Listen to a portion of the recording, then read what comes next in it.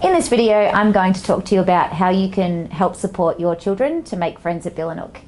It's really important that we understand that making friends is a real skill, and it's something that we can't expect our children to master perfectly from day one.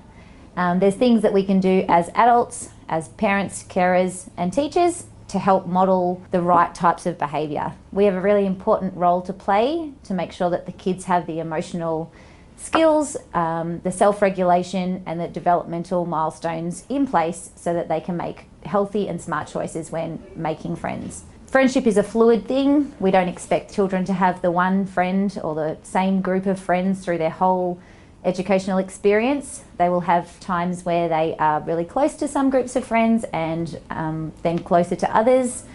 And it's very normal and developmentally appropriate that children will have trouble navigating friendships.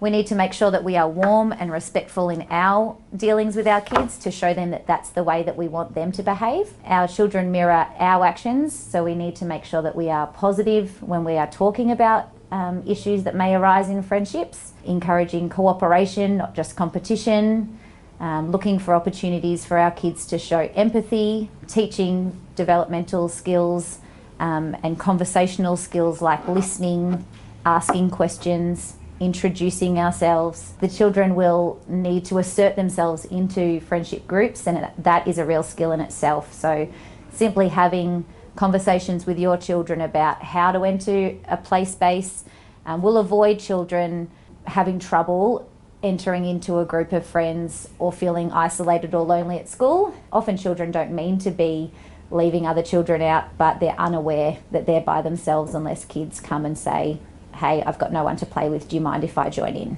Most kids are really receptive to that. We need to make sure that we can help our children navigate when they're having trouble, but not get bogged down in drama when it comes to friendships. Try really hard to separate misbehaviour and from the child personally. Children will make poor choices, that's completely fine, but we need to make sure that we're gentle with our approach when we're talking about other children and make sure that we're setting boundaries and helping our children know what is absolutely not okay, but at the same time never making that a personal thing towards another child. We need to remember that our children are small and they're learning, but so is the other person who has potentially done the wrong thing towards our kids. We need to talk about compromise and negotiation. Things can't always be one person's way. Having some banter and realising that, you know, we can change a game so that it's sometimes one person's way and sometimes another and sometimes nobody's way, but just the way that makes the game go better for everyone and make sure that their feelings are preserved.